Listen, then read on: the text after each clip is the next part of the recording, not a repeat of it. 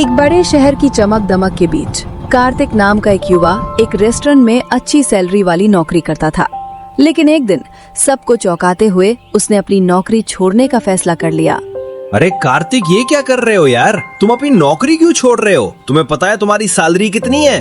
हाँ मेरे दोस्त, तुम सही कह रहे हो, लेकिन मैं अपने गांव में एक बड़ा ढाबा खोलना चाहता हूँ। मैं अपने गांव के लोगों को अच्छा खाना खिलाना चाहता हूँ। ये मेरे पिता का सपना था। जब मैं छोटा था मैंने उनसे वादा किया था। इसी वजह से मैंने इतनी मेहनत की, पैसे बचाए, और अब वक्त आ गया है उस सपने को सच करने का।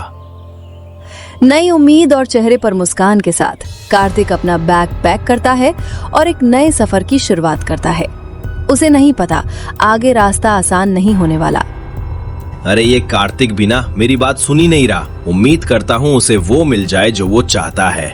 नामुमकिन है, उसे हमारे गांव में कभी सफलता नहीं मिलेगी। मैं भी उसी शांतिपुर गांव से हूँ। आज तक वहाँ किसी ने नया खाने का बिजनेस शुरू करने की हिम्मत नहीं की। कार्तिक अपनी आने वाली जिंदगी में मुश्किलों का सामना करने वाला है। अब देखती रहो आगे क्या होता है।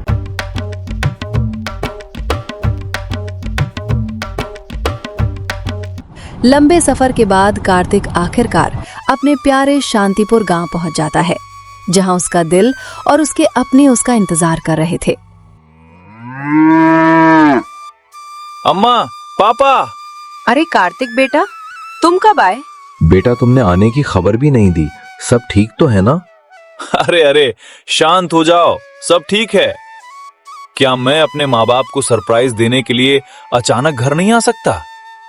इतने सारे सवाल। घर का माहौल खुशियों से भरा था, लेकिन कार्तिक के पास एक ऐसी बात थी जो सब कुछ बदलने वाली थी। अम्मा, पापा, मुझे आप दोनों से एक जरूरी बात कहनी है। क्या हुआ बेटा? इतनी गंभीर आवाज में क्यों बोल रहे हो? मैंने अपनी नौकरी छोड़ दी। ये सुनते ही घर में अचानक सन्नाटा छा गया। क्या? नौकरी छोड़ दी? बेटा, तुम मजाक तो नहीं कर रहे हो ना? इतनी अच्छी नौकरी, इतनी बड़ी सैलरी, तुमने ये क्या कर दिया कार्तिक? प्लीज मेरी बात पूरी सुनिए। मैंने ये सब एक वजह से किया है।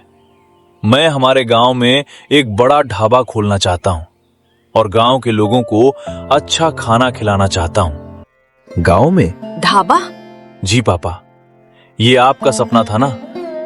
जब मैं छोटा था मैंने आपसे वादा किया था।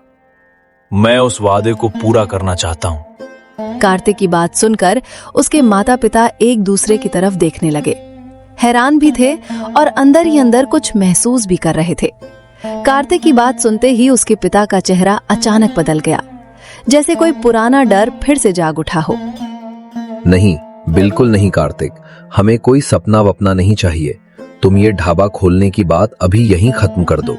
हाँ बेटा, तुम्हारे पापा सही कह रहे हैं, हमें ये सब नहीं चाहिए। पिता की आवाज में गुस्से से ज्यादा डर साफ झलक रहा था। ये सुनकर कार्तिक पूरी तरह से हैरान रह गया। उसे समझ ही नहीं आया कि अचानक ऐसा क्या बदल गया। घर का माहौल पल भर में खुशियों से डर और सन्नाटे में बदल गया और कार्तिक के मन में अब एक नया सवाल पैदा हो चुका था।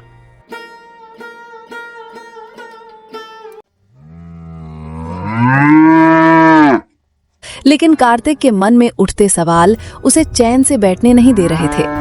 आखिरकार वो अपने पिता के पास गया। पापा, सच क्या है? आप इतना डर क्यों रहे थे? कार्तिक बेटा, ध्यान से सुनो, आज मैं तुम्हें सब कुछ बता देता हूँ। पिता की आवाज भारी हो गई, जैसे वो किसी पुराने दर्द को फिर से जी रहे हों।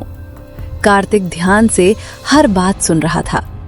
पिछले 5 सालों में हमारे गांव में बहुत कुछ बदल गया है। अब वहां कोई भी नया बिजनेस शुरू करने की हिम्मत नहीं करता। लेकिन क्यों पापा? क्योंकि केशव सेठ और उसका भाई रतन सेठ, ये दोनों अब पूरे गांव पर राज कर रहे हैं। उनका ढाबा ही सब कुछ है वहां। वो किसी को भी अपने सामने खड़ा नहीं होने देते। अगर कोई नया काम शुरू करने की कोशिश करता है तो ये लोग उसकी जिंदगी बर्बाद कर देते हैं। सब कई लोगों के साथ हो चुका है। इसलिए जब तुमने ढाबे की बात की तो हमें डर लगने लगा। सच्चाई जानकर कार्तिक के पैरों तले जमीन खिसक गई, लेकिन उसके दिल में अब एक नया फैसला भी जन्म ले रहा था। नहीं पापा, अब वक्त आ गया है हमारे शांतिपुर गांव की किस्मत बदलने का। उन्हें यह समझना होगा कि ये गांव सिर्फ उनका नहीं है, ये हम सबका है। आप चिंता मत कीजिए पापा, मैं पूरी हिम्मत के साथ खड़ा रहूंगा। लेकिन आप मुझसे एक वादा कीजिए कि आप और अम्मा कभी डरेंगे नहीं और हर हाल में मेरा साथ देंगे। अगली सुबह से ही कार्तिक ने अपने ढाबे की तैयारी शुरू कर दी। पूरे जोश और मेहनत के साथ वो अपने सपने को सच करने में जुट गया। धीरे धीरे उसकी ये कोशिश पूरे शांतिपुर गांव में चर्चा का विषय बन गई। ये खबर आग की तरह हर घर तक पहुंच गई। पूरा गांव हैरान और चौंक गया। किसी ने ऐसा पहले कभी सोचा भी नहीं था। कार्तिक के ढाबे की खबर आखिरकार केशव सेठ और उसके भाई रतन सेठ तक भी पहुंच गई। बिना डरे, बिना रुके, अपने सपने को हकीकत में बदलने के लिए लगातार आगे बढ़ता रहा। भैया, आपने सुना? वो कार्तिक हमारे खिलाफ ढाबा खोल रहा है। हमें उसे रोकना होगा।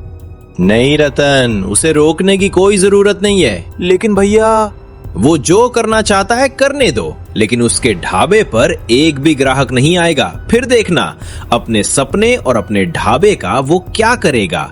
बिना ग्राहकों के सब कुछ खुद ही खत्म हो जाएगा और ये बाकी लोगों के लिए भी सबक बन जाएगा जो हमारे खिलाफ खड़े होने की सोचते हैं। केशव सेठ के चेहरे पर एक चालाक मुस्कान थी। वाह भैया, आपने तो कमाल सोच लिया। मुझे तो ये तरीका समझ ही नहीं आया था। चलिए, अब बस मजा देखते हैं। दोनों की हंसी में एक खतरनाक खेल की शुरुआत छुपी हुई थी। आखिरकार वो दिन आ ही गया। कार्तिक का ढाबा पूरे जोश के साथ खुल गया। पहले 2 दिनों में सब कुछ शानदार था।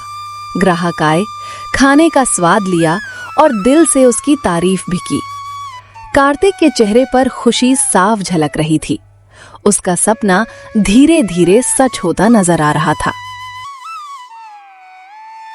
लेकिन तीसरे दिन अचानक सब कुछ बदल गया। पूरा दिन बीत गया, लेकिन ढाबे पर एक भी ग्राहक नहीं आया। चौथा दिन, फिर वही सन्नाटा। कार्तिक हैरान रह गया। उसे समझ ही नहीं आ रहा था कि आखिर ऐसा क्या हो गया। वो बार बार सोचने लगा, कम से कम एक ग्राहक तो आना चाहिए था, लेकिन एक भी नहीं आया।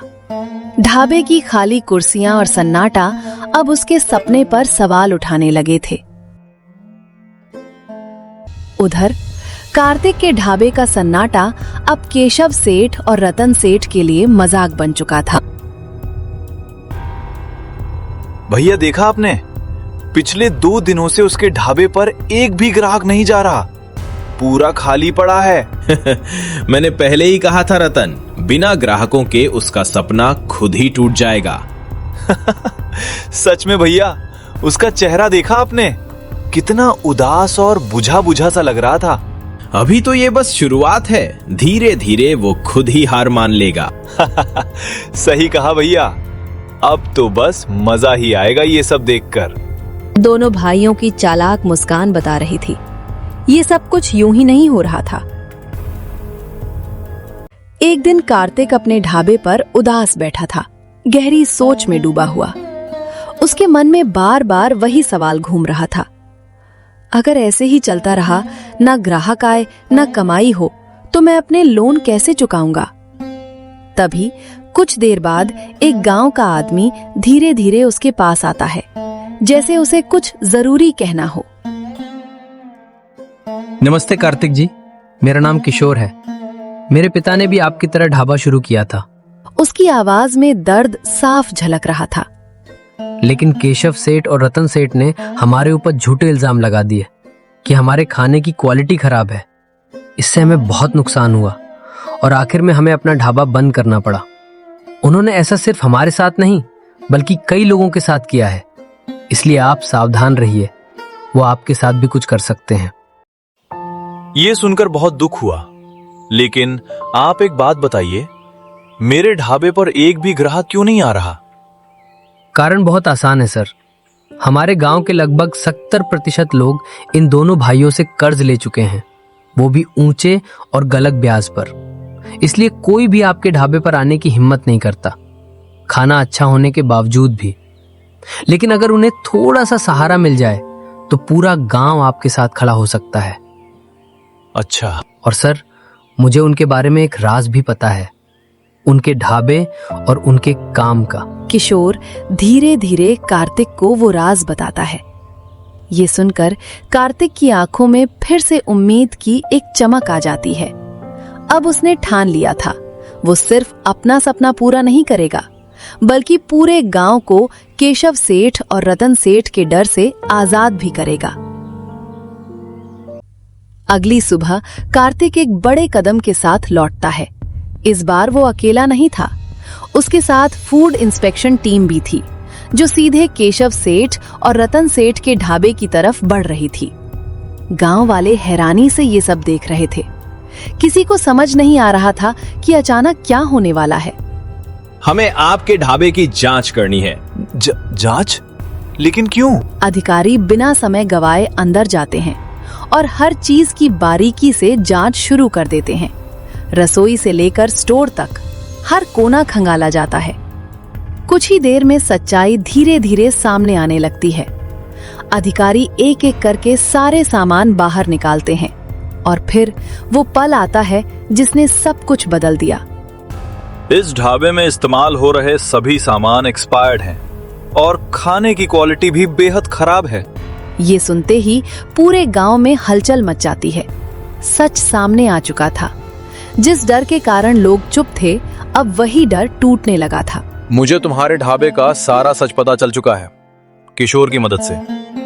तुम लोग एक्सपायर्ड सामान से लोगों को खाना खिला रहे थे और ऊपर से गांव वालों को ऊंचे ब्याज पर कर्ज देकर उन्हें डराते और ब्लैकमेल करते थे। आज सबके सामने तुम्हारी सच्चाई आ गई है। अब तुम्हारा डर खत्म हो चुका है। ये गांव सिर्फ तुम्हारा नहीं है, ये हम सबका है। अब कोई भी तुम्हारे डर में नहीं जिएगा और ना ही तुम्हारे गलत नियमों को मानेगा। आज से ये गांव आजाद है और हर कोई अपने सपने पूरे करने के लिए खुलकर आगे बढ़ेगा। हाँ, अब हम डरेंगे नहीं, हम सब कार्तिक के साथ हैं। आज सच में हमें आजादी मिली है, अब कोई हमें नहीं रोक सकता। सच सामने आने के बाद पूरा गांव अब कार्तिक के साथ खड़ा हो चुका था। केशव सेठ और रतन सेठ की असलियत सबके सामने आ गई थी। धीरे धीरे गांव में उनका डर खत्म होने लगा और एक दिन दोनों भाई गांव छोड़कर हमेशा के लिए चले जाते हैं। उनके जाने के बाद शांतिपुर गांव में एक नई सुबह शुरू होती है, जहां डर नहीं, सिर्फ उम्मीद और आजादी थी। और उसी उम्मीद के बीच कार्तिक का ढाबा फिर से खुलकर चमकने लगता है। इस बार हालात अलग थे। गांव के लोग खुलकर उसके ढाबे पर आने लगे।